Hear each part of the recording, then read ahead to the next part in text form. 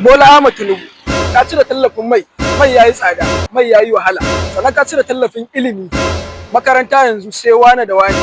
Sannan ka cire tallafin wutar lantarki, wuta yanzu ba a samu, ba ta wadatar mutane. Sannan ka cire tallafin telecommunication, data ta yi tsada, kati ya yi tsada, ziyara ta yi wahala. Sannan haraji ya mana yawa ta ko ina gida.